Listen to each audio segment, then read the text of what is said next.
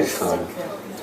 Dwi'n byw yng Nghaerdydd, a dwi wedi blino bob twll a chornel wedi cael ei fflai tipio, bob bore fel nadolig nad oes neb eisio, a sach Sion corn wedi cael ei wagio.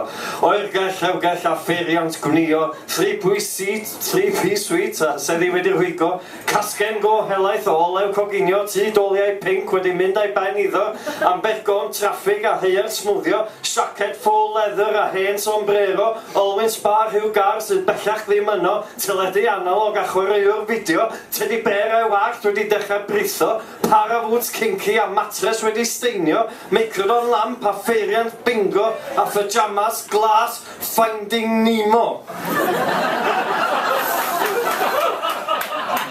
Welsoch chi erioed y ffasiwn olygfa. Nid oes ardal o harddwch naturiol yma. Na golwg fod dim ar Well Street am wella. Na hidiwch, mae eisoes wedi cael ei ddifetha. Trombôn di tolcio, raw a berfa, dymbel pink, hanner soffa, 2 striped moel B&Q a borfa, peiriant golchi a chawell mochyn cwta, darn o bilpid, gleithurwr bara, gastrig band a cherflun o Yoda, roliau papur wal, script drama, toilet commode a gwialen bysgota. Mae arwyddion sy'n dweud dim tipio anghyfreithlon, ond does neb yn ei gweld ar strydoedd Glan yr Afon. Dydy byw yn y ddinas ddim yn magu dinasyddion. Mae'r lle ma'n gwylydd. Mae'r lle ma'n ddigalon. Un ci porslen a'i efaill yn deilchion. Silffodd IKEA a hen flwyddiaduron. Carboretor a ffotiau planhigion. A llweddellau casio a chyfrifiaduron. Pentwr o deiars. Crys peldroed y Saeson. Prospectysau. Prifysgolion.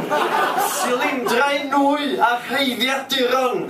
Bagiau, troli Tesco a chadair olwynion, coeden o'r dyfodd yng ngardd y cymdogion, blendar cenwod a sgidia hoelion, pentwr o sanau.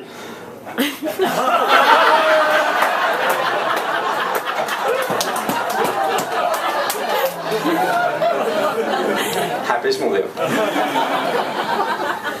Pentwr o sanau a thronsiau bidron a diw awyr be arall mewn sacha dion.